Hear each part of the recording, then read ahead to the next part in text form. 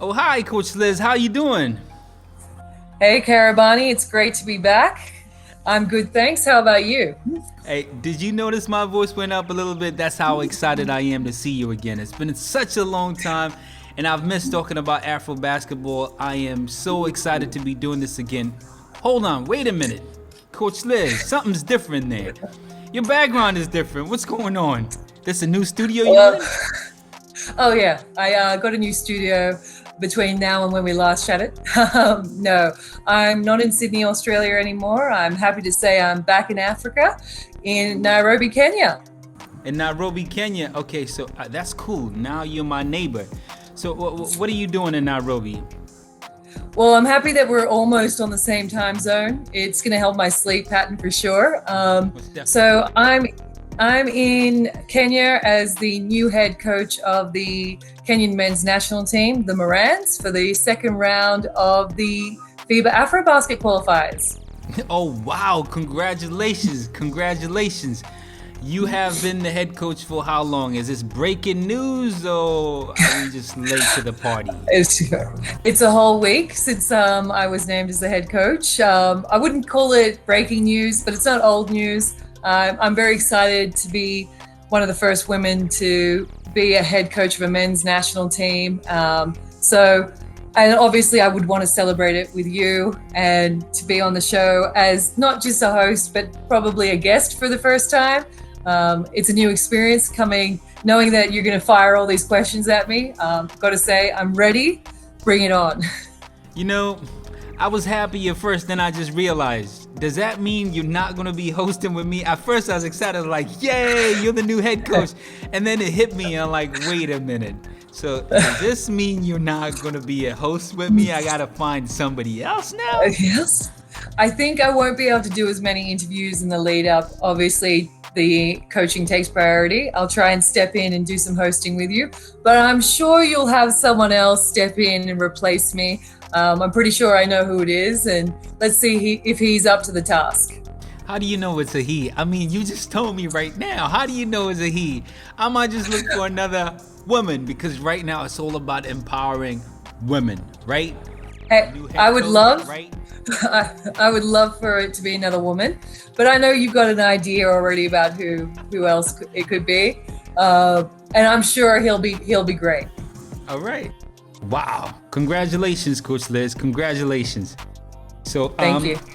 how do we address you now? So I have to say head coach of the Kenya national team, Coach Liz, every time I ask you a question, right? Coach Liz is fine.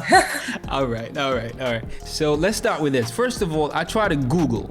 I try to Google out there because information is not readily available. You know that in Africa.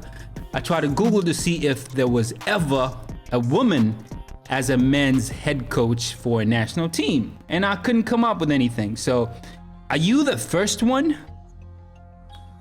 I actually don't think I am. I believe that Burkina Faso, it might have been, or Benin, had a female head coach for like Zone 3 qualifiers back in, I want to say 2017. And I believe that was it. But that was during the old qualifiers. And that was great that she was leading that team. But in terms of a continental qualifiers, like we're seeing these days, I believe I will be the first female head coach of a men's team. Wow. Okay, so what does that mean for you, and what do you think it will mean for the rest of Africa? I think it's great that it's an African team that is leading the way in this. I'm very proud to be one of the first women to lead a men's team. It's a lot of responsibility, and I don't take it lightly. I take being a role model as one of my priorities as a coach. Like I've always said, how do we expect young girls to grow up to be great role models and leaders themselves if they don't have anyone visible to follow? And so hopefully I can inspire the next generation of young girls to think about being a coach. And it doesn't matter if it's boys, girls, men, women. You can coach any team you want as long as you are qualified and experienced to do so. Wow. I know it's definitely an inspiration. I know there's a little girl out there that's looking at you right now and thinking, oh, I can actually coach the men's team, right? And it shouldn't be like that. It shouldn't be kind of like, the men's team is the men's team. It should be just, I'm able to coach a team, a national team. I think we should put a lot more emphasis on the women's tournament also. And that it should have the same emphasis like the men's team. But anyway, as of right now, it is what it is. We are in that world today, so it is a big deal that you are coaching the men's team today. So you are breaking barriers. So congratulations. I'm really happy for you. I am cheering on the sideline, and I know there are a lot of little girls out there cheering right now. Thank you. And I know I've got a lot of support, and Africa has always embraced me. I've had players from other teams, coaches who are working with other national teams as well, all reach out and congratulate me. So there's a bit of pressure, got to make sure we qualify, and hopefully I can be the first woman to ever coach at Afrobasket. Okay, now I gotta hit you with some difficult questions, right? And right after that, I gotta ask you, what are your expectations for your team and for your, I would say, this is your first, right? In Africa, right? Qualifiers? No, I did 2017 qualifiers with Zambia. Right. But as a head coach. Oh, as a head coach of a national team, yes, I was head coaching club teams prior to this. Okay. So expectations are for Kenya. I expect us to qualify, but it's one step at a time. We're focusing on games in February. There's no point thinking, oh, World Cup, Olympics. I know a lot of the other teams are doing that, but you've got to concentrate on the first step. And that's for us is qualifying. It's been 27 years since Kenya has participated at Afrobasket. So that's our primary goal. And then we'll reassess and start setting longer term goals once we've achieved that qualification. Okay. All right. So who are you guys going against? And who do you think is going to be your biggest threat? So we have Senegal, Angola, and Mozambique in our group. In the first round, Kenya finished 1 and 2. They had a 17-point victory over Mozambique, but were soundly defeated by Senegal and Angola. Obviously, we chatted about this last year. Angola and Senegal are some of the best teams in Africa. And Kenya being relatively new on the scene, this was always going to be a challenge. And this is one that we're fully embracing heading into the second round. We expect to play a lot better against those teams in particular. And then obviously Mozambique is, just because you beat one team by that much, you can't get comfortable. We all know, we've all heard the stories about Cameroon, had a 3-game plus 66-point differential. And guess who goes to the World Cup? Ivory Coast. So I'm not comfortable with a 17-point differential at all. We have to go into the mindset that we want to beat them by the same amount, if not more. So we respect all our opponents, and we're really looking forward to the challenge of playing them all in 2 weeks' time. So it is Cameroon, right? I just want to clarify that.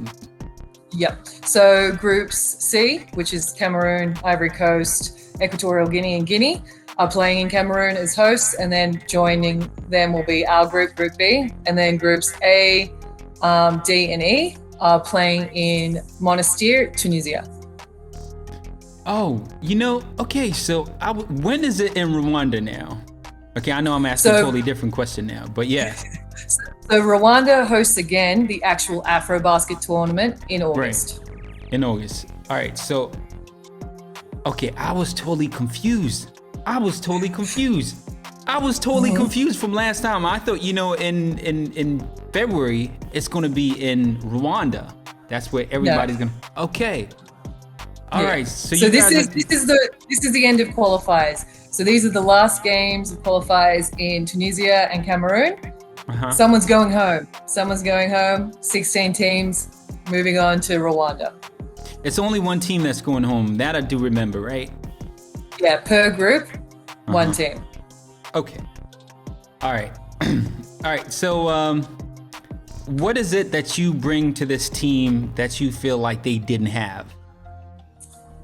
I think I bring a different level of experience and skill set to the team than the previous coaching staff. Obviously, I have more experience at the continental level, having worked in BAL and with Cameroon for the World Cup qualifiers.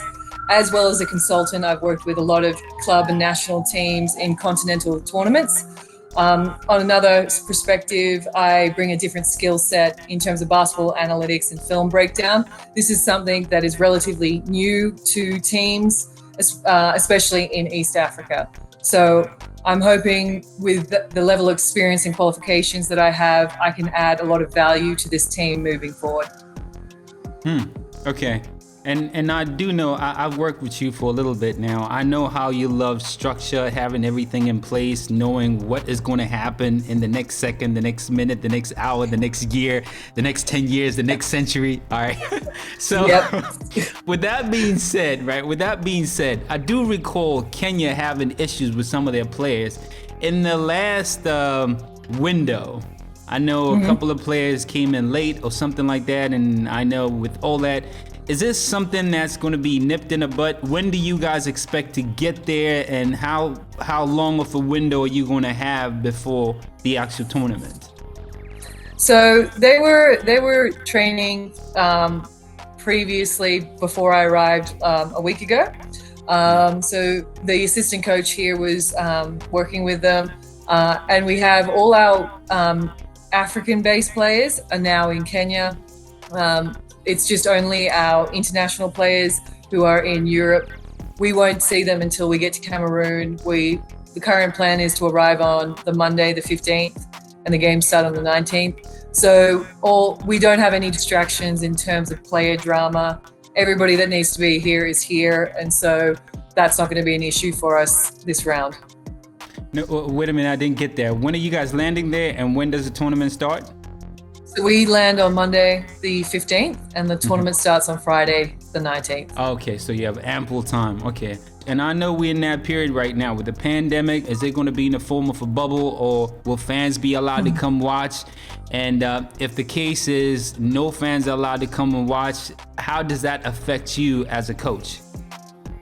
So it's going to be a bubble situation in Monastir and Yaoundé, the capital of Cameroon. All the 8 teams in Cameroon are going to be in one hotel, and that's going to be a bubble, no in or out. It's just to the practice facility or the game facility, and that's our bubble as such. I don't believe there will be fans at this stage, but Cameroon seem to have handled COVID quite well, and they're opening up, so we might see a couple of fans in there. It's great to have fans. It creates great atmosphere, but at the end of the day, health and safety is always the number one priority. We've still got a job to do, regardless of whether there's 10,000 people there or one. So for me, it's full steam ahead, regardless of who's at the stadium or not. And it's all about getting that qualification. So my job remains the same. Okay, and what are the contingency plans that you guys have? Because anything can happen, even though we do have bubbles.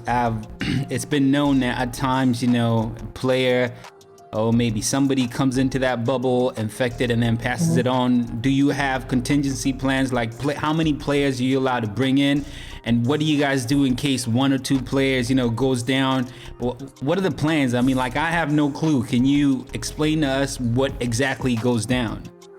Well, a lot of teams now bring say 13 players.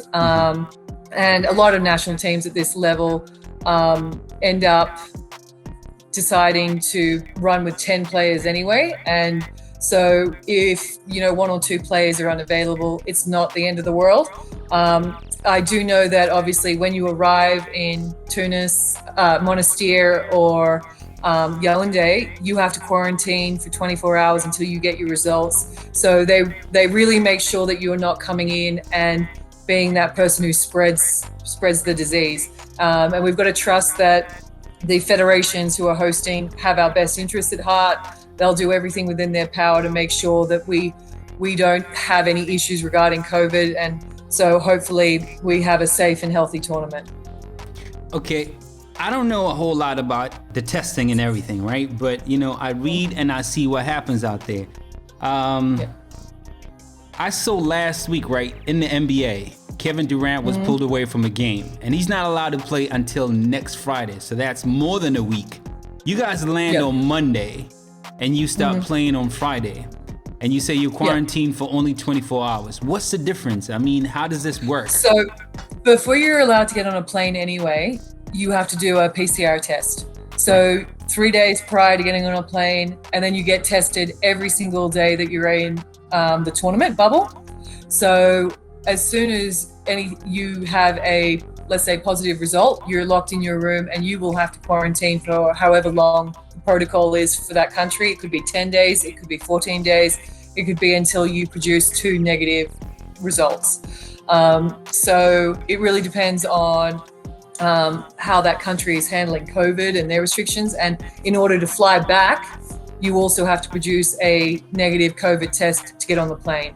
So you're tested all the time. And if someone was to test positive, I'm sure, like we saw in pre-qualifiers with some Cape Verde and South Sudanese players and personnel, they were quarantined as soon as the results came in. So I expect the same thing for these tournaments. And you're gonna be tested on a daily? Yes, yeah. Oh, that's pretty cool. That's pretty cool. Yeah. Wow. Not cool for the person who has to get tested. I mean, if it means saving your life and saving other people, that shouldn't be a problem. Oh yeah, for right? sure. Right. For sure. It's just uncomfortable, you know, like the thought that you have to do it every day and, you know, so, but better to be safe than sorry, right? That is true. That is true. Okay. Well, thanks again, Coach Liz. What a great conversation we had. Always a pleasure having you. I do hope you find some time every now and then between your games. Maybe. That might be wishful thinking because I got to, you know, break down film. It might be we catch up after the tournament, but I definitely want to stay connected. You know, I love that we are promoting Afrobasket. Just because I'm with Kenya doesn't mean that I'm not paying attention to every other team, and would love to come back and chat with you and get your perspective on the games as well. All right, well, I'm going to hold you to that. And one thing though, regardless of what happens at the end of the tournament, I want you when you come back to give us the real, the inside information, the D-low, the down low information, all right? So make a promise right now you will give us the real. None of that, you know, media friendly news that comes out there, right? Huh? Politically correct. Yeah, soft. politically correct. We don't want none of that. We want the real, the real. All right, make a promise to us right now that you will do that for us. Well, I want to be invited back to Cameroon, you know, so like, I don't want to be too harsh. No, I'm sure they'll host a great tournament, and I'll come back with great things about, you know, them hosting and being able to catch up with a lot of friends that I have in other teams and find out the great and juicy information so that I can bring it to you post qualifiers. All right. Well, again, thank you so much. Great conversation we had. It's great to be back, and see you next time. All the best of luck. Make us proud out there. Will do, and thanks for all the support. All right.